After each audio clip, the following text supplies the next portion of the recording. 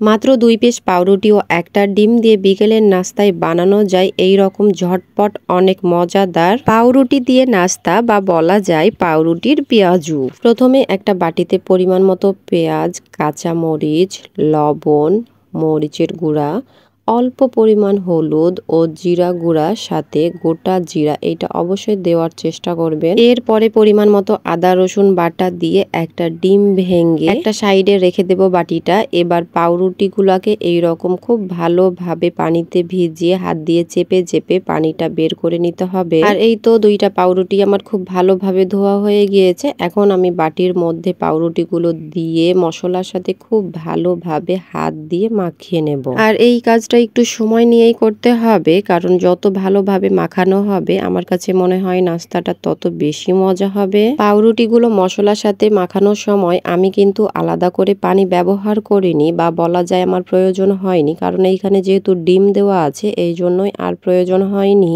আর এই তো খুব ভালোভাবে মাখানো হয়ে গিয়েছে আর দেখতেই পাচ্ছেন এর ঘনত্বটা কেমন হবে, খুবই পাতলা না আবার খুবই মোটা না।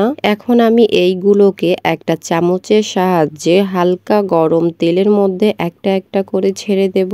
আর এই তো দেখতেই পাচ্ছেন এটা চামচ দিয়ে দিলেই বেশি ভালো হয় আর একটা সুন্দর গোল গোল আকারে শেপ চলে আসে। আমি কিন্তু এই পাউরুটির নাস্তাকে পাউরুটির পেঁয়াজুও বলি, কারণ যেহেতু এইখানে পেঁয়াজ দেওয়া আছে আর পাউরুটি দেওয়া আছে এই জন্য আমি এইটার নাম দিয়েছি পাউরুটির পেঁয়াজু। আর এই তো এখন একটা চামচের সাহায্যে আমি উল্টিয়ে দিচ্ছি আর খুব ভালোভাবে হালকা তাপে লাল লাল করে আমি পাউরুটির পেঁয়াজুগুলোকে খুব ভালোভাবে ভেজে নেব।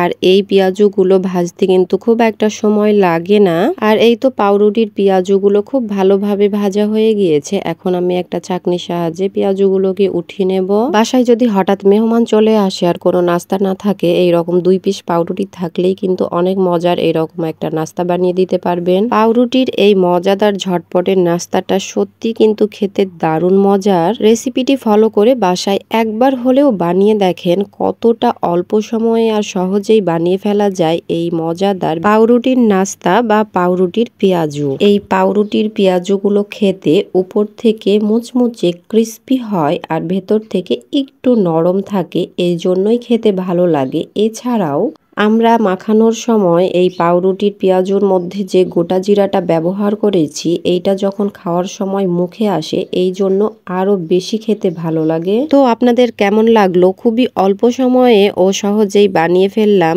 এই ঝটপটে মজাদার বিকেলের নাস্তায় পাউরুটির পেঁয়াজু। তো পুরো রেসিপিটি যদি ভালো লাগে অবশ্যই একটা লাইক, কমেন্ট ও শেয়ার করে দেবেন। ধন্যবাদ সবাইকে। আল্লাহ হাফেজ।